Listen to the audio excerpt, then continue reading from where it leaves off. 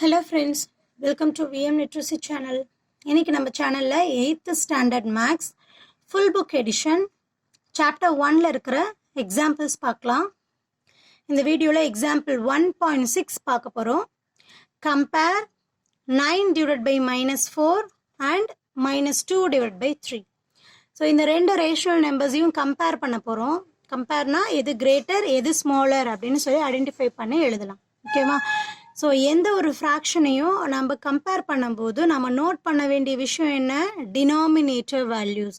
Denominator values நமக்கு சேமாக இருந்துச்சு அப்படின்னா நியூமரேட்டர் வேல்யூவை நம்ம ஈஸியாக கம்பேர் பண்ணி எது கிரேட்டர் எது ஸ்மாலர் அப்படின்னு சொல்லிடலாம். பட் இந்த கிவன் ஃப்ராக்ஷனில் பார்த்தோம்னா டினாமினேட்டர் ஒன்றுக்கு -4 இன்னொன்றுக்கு +3 அப்படின்னு சொல்லியிருக்கு.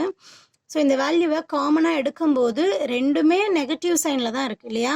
ஸோ -9 divided by 4 அப்படின்னு சொல்லி கன்சிடர் பண்ணிக்கணும், -2 divided by 3 அப்படின்னு சொல்லி கன்சிடர் பண்ணிக்கணும். இதில் டினாமினேட்டரில் தானே 4 மைனஸ் கொடுத்துருக்காங்க அப்படின்னா கிடையாது.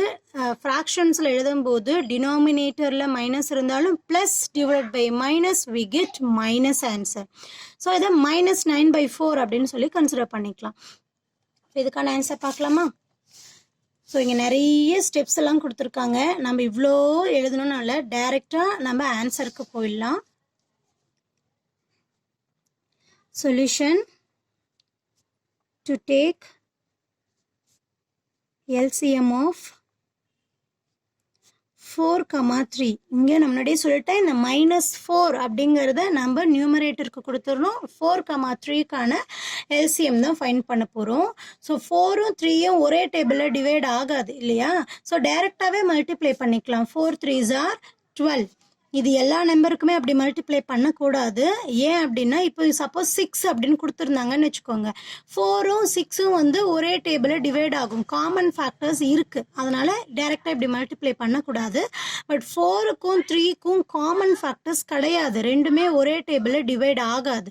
ஸோ அதனால் நம்ம என்ன பண்ணிக்கலாம், டைரெக்டாக மல்டிப்ளை பண்ணிக்கலாம். 4 × 3 12 அப்படின்னு சொல்லிட்டு. ஓகேவா? We get first value -9 divided by 4. ஓகேவா? இந்த டவுட் வந்து நிறைய பேர் கேட்குறீங்க, நான் திரும்ப சொல்கிறேன்.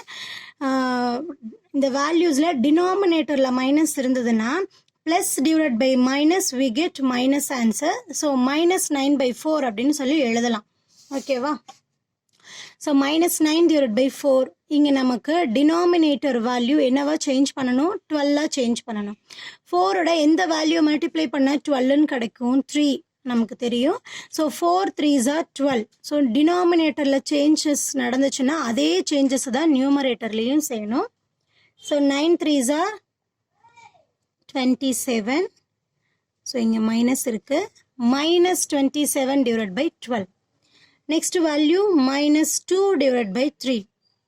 டினாமினேட்டர் வேல்யூ நம்ம 12 அப்படின்னு சொல்லி சேஞ்ச் பண்ணணும். 3யை 4ஓட மல்டிப்ளை பண்ணும்போது நமக்கு 12ன்னு கிடைக்கும். ஸோ டினாமினேட்டரில் பண்ணக்கூடிய சேஞ்சஸ் தான் நியூமரேட்டர்லேயும் செய்யணும். 4 2s are 8. மைனஸ் இருக்கிறதுனால மைனஸ் இன்ட்டு ப்ளஸ் மைனஸ். ஓகேவா? இப்போ ரெண்டு வேல்யூ நம்ம ஃபைண்ட் பண்ணியிருக்கோம். -27 divided by 12. Next -8 divided by 12. இப்போ இந்த ஃப்ராக்ஷனில் டினாமினேட்டர் வேல்யூ வந்து காமனாக இருக்குது. நியூமரேட்டரை கம்பேர் பண்ணணும். நியூமரேட்டரை பார்க்கும்போது ரெண்டுமே நெகட்டிவ் சைனில் தான் இருக்குது இல்லையா? ஸோ நம்ம இந்த இடத்துல நம்பர் லைனில் மென்ஷன் பண்ணிக்கணும். நம்பர் லைனில் வேல்யூஸ் எப்படி மூவ் ஆகும்? 0க்கு அப்புறம் -1 -2 -3ன்னு லெஃப்ட் ஹேண்ட் சைடு மூவ் ஆகும் இல்லையா? ஸோ மைனஸ் வேல்யூலேயே கிரேட்டர் வேல்யூ என்னது? -1 தான்.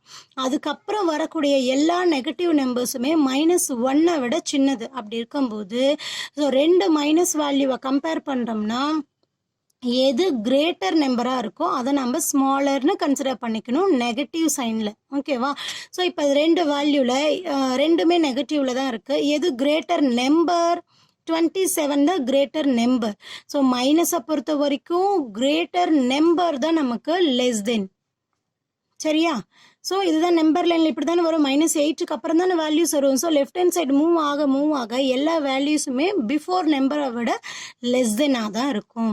ஸோ இப்போ இந்த வேல்யூக்கு ஆன்சர் எழுதிட்டோம். இது நமக்கு கிவன் கிடையாது. ஸோ இந்த வேல்யூ எங்கேருந்து கிடைச்சிது அப்படின்னு சொல்லி பார்க்கலாம். -27/12 எங்கேருந்து கிடச்சிது? நமக்கு given வேல்யூ டினாமினேட்டரில் தான் மைனஸ் இருக்கு இல்லையா? ஸோ அதனால் நம்ம இந்த கன்ஃபியூஷன் வரக்கூடாதுங்கிறதுக்காக தான் அந்த மைனஸை நான் மேலே கொண்டு போனேன். 9/-4 less than 8/12 எங்கேருந்து கிடச்சிது? -2/3. ஸோ 9/-4 less than -2/3 or இன்னொரு வழியாக என்ன ஆன்சர் சொல்லலாம்? -2/3 greater than 9/-4 இப்படியும் எழுதலாம். ஓகேவா? ஸோ இந்த எக்ஸ்ப்ளனேஷன் உங்களுக்கு புரிஞ்சிருக்கும்னு நினைக்கிறேன். மறக்காமல் வீடியோக்கு லைக் பண்ணுங்கள், கமெண்ட் பண்ணுங்கள். விஎம் லிட்ரஸி சேனலுக்கு சப்ஸ்கிரைப் பண்ணிக்கோங்க. தேங்க்யூ ஃபார் வாட்சிங்.